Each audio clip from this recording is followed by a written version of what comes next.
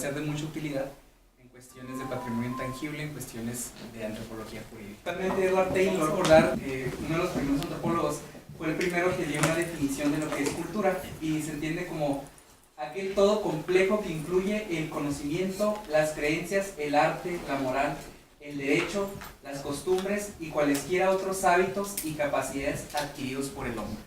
Eso, en pocas palabras, es lo que en antropología entendemos por cultura y lo que tiene que ver con lo que es el patrimonio intangible, este conjunto de creencias, de costumbres que debemos preservar.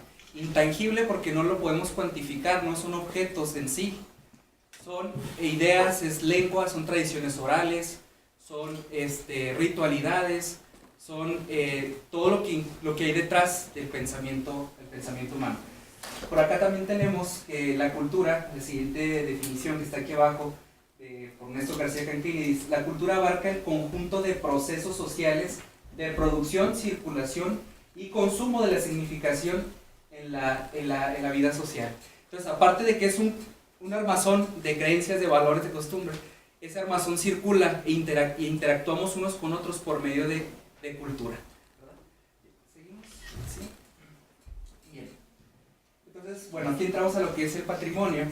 Patrimonio procede del latín patrimonium y hace mención al conjunto de bienes que pertenecen a una persona, o a un grupo, o a individuos, etc. Entonces, por patrimonio intangible entendemos aquel conjunto de tradiciones orales, artes de espectáculo, usos sociales, rituales, actos festivos, conocimientos y prácticas relativas a la naturaleza y el universo, y saberes y técnicas vinculados a la artesanía tradicional. Entonces,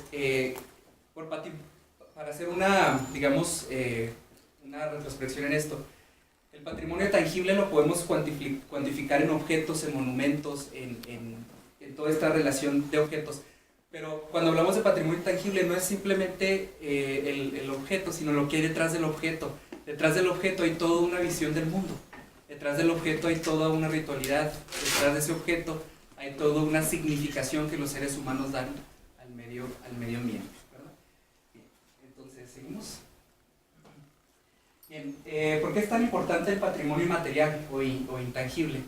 Porque, bueno, parte aquí de la definición que pueden ver aquí ustedes de la UNESCO, dice: la importancia del patrimonio cultural inmaterial no estriba en la manifestación cultural en sí, o sea, no es tanto en sí lo que podemos hablar de la cultura, sino en el acervo de conocimientos y técnicas que se transmiten de generación en generación.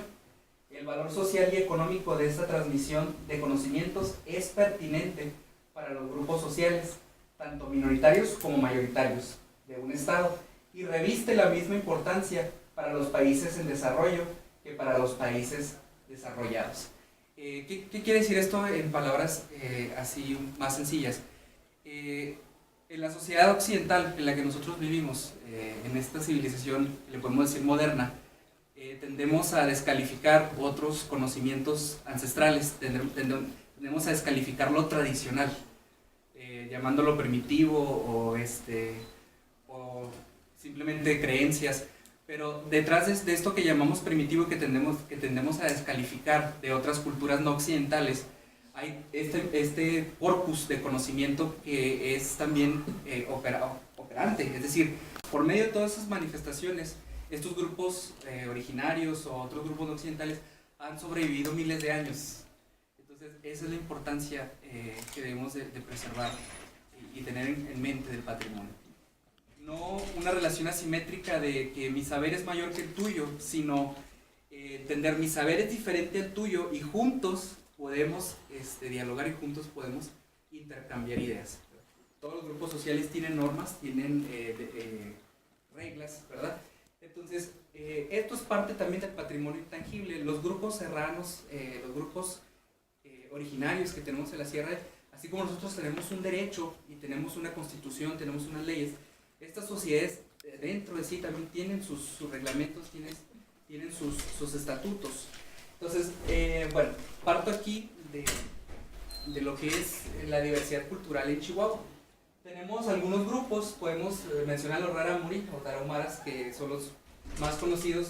También tenemos a los Ova o Pimas, a los Guarijíos, los Odam y Otepehuanes del norte, y también tenemos menonitas y mormones el Levarón, cada uno con un sistema de normas distinto al nuestro, con cosas parecidas. La colectividad está antepuesta al individuo. ¿Qué significa eso? En nuestra sociedad occidental somos muy individualistas, es decir, marcamos mucho el individuo. Y en estas sociedades no occidentales, y la antropología nos ha dado mucha evidencia sobre ello, sobre todo en la etnografía, podemos encontrar que son sociedades que no tienen una noción de persona como nosotros. Es decir, ellos no existe en su mente, no existe una idea de lo que es una persona, sino más bien operan como grupos colectivos. Evans Pritchard, por ejemplo, en África, en su estudio de los Nuer y otras tribus, decía, si ofendes a uno, ofendes a todos, porque la lógica es colectiva, no es individual, ¿verdad? El mismo Corima, por ejemplo, el Corima es una cuestión del colectivo, de beneficiar al colectivo, no es una limosna como nosotros lo interpretamos desde nuestra lógica occidental, ¿verdad? Entonces hay que tener presente eso. Tenemos también reciprocidad, como segundo punto, reciprocidad y cohesión social, ¿verdad? Estas sociedades son, como les explico yo, ¿verdad? A fines de sobrevivir, estas sociedades comparten todo. Y por eso decimos nosotros los chavoches, ¿verdad? Decimos, híjoles, que cómo son los tarahumaras, cómo son daditativos, cómo se ayudan, ¿sí? Porque estas sociedades operan bajo esa lógica de reciprocidad y cohesión social. 3, tenemos preservación de la armonía entre la comunidad y con Onoruame y Yeruame, que es Dios Padre, Dios Madre, en la cosmovisión de estos grupos. ¿Qué significa esto? Preservación de la armonía entre la comunidad. Ahora, todo esto es patrimonio intangible que debemos ayudar a preservar, que es cultura, recuerden eso. Cuando una persona de estos grupos ofende o comete una falta, de su visión del mundo, ocurre un desbalance, ocurre una desarmonía que es necesario restaurar para volver a recuperar el equilibrio con Dios o con Dios Padre o con Dios Madre, ¿verdad? Para ello, los indígenas, estos grupos serranos, han desarrollado todo un sistema de normas que buscan preservar ese equilibrio fundamental con ellos mismos y con Dios, ¿verdad? De ahí que esto es muy importante en la antropología jurídica, porque para nosotros tenemos un sistema de justicia que es punitivo, es decir, busca castigar lo que se hizo mal.